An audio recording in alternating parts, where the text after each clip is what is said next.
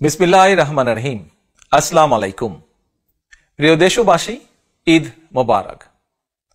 ত্যাগ, তাকওয়া আর সংযমের শিক্ষা গ্রহণের মধ্য দিয়ে মাসব্যাপী সিয়াম সাধনার পর ব্যক্তি, পরিবার, সমাজ এবং রাষ্ট্রীয় জীবনকে সুন্দর ও পরিশুদ্ধ করার পাশাপাশি মুসলিম উম্মার বিশ্বজনীন ঐক্য, সংহতি, সহমর্মিতা এবং অনাবিল আনন্দের বার্তা নিয়ে এলো পবিত্র ঈদ উল ফিতর। ঈদ উল ফিতর উপলক্ষে আমি বাংলাদেশ সহ বিশ্ব মুসলিম উম্মার প্রতি জানাই আন্তরিক শুভেচ্ছা, অভিনন্দন ও মোবারকবাদ। ঈদ মোবারক।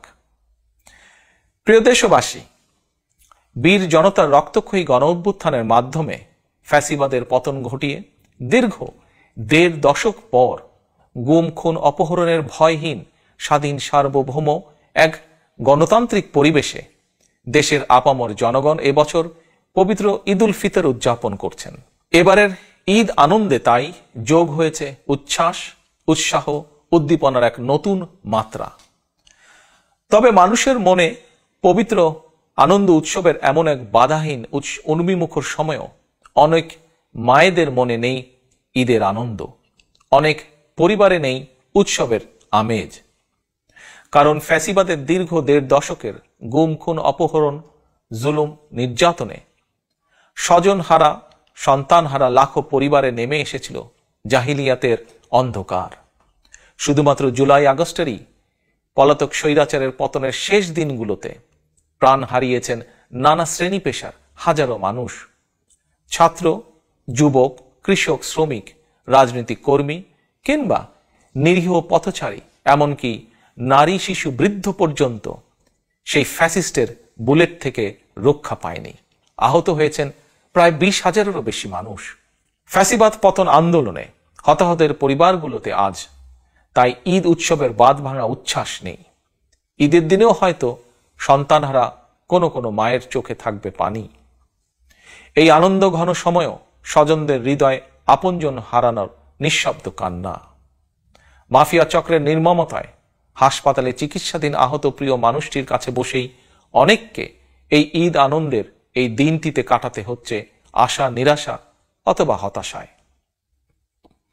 প্রিয় দেশবাসী, দীর্ঘ ১.৫ দশক ধরে ফ্যাসিবাদী শাসন চালাতে গিয়ে যারা মানুষের ঈদ উৎসবের আনন্দকে ধ্বংস করে দিয়েছে, যারা অস্ত্রের জোরে মায়েদের বুক থেকে তাদের প্রিয় সন্তানদেরকে কেড়ে নিয়েছে, যারা দেশের অসংখ্য অগণিত সন্তানকে পিতৃহারা বা মাতৃহারা করেছে, এই বাংলাদেশে অবশ্যই তাদের বিচার হতেই হবে। যে কোনো মূল্যে পলাতক স্বৈরাচার আর তাদের দোসরদের বিচারের মুখোমুখি করার মাধ্যমে দেশে আইন ও ন্যায়ের শাসন প্রতিষ্ঠা করে সন্তানহারা মায়েদের মনে, স্বজনহারা শোক সন্তপ্ত পরিবারে একটু হলেও সান্ত্বনার বার্তা দেওয়া হবে। এবারের ঈদে এটাই হোক আমাদের অঙ্গীকার, আমাদের শপথ।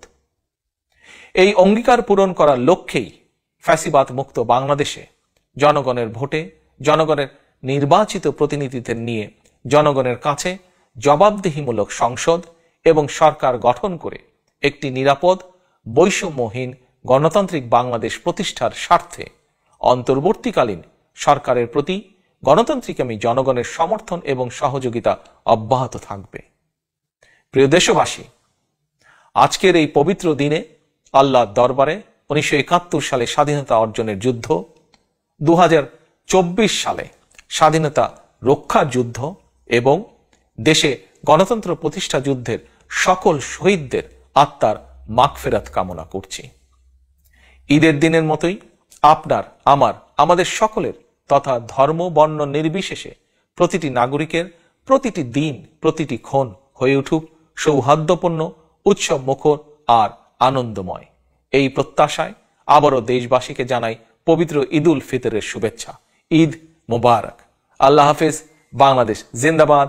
বাংলাদেশ জাতীয়তাবাদী দল জিন্দাবাদ।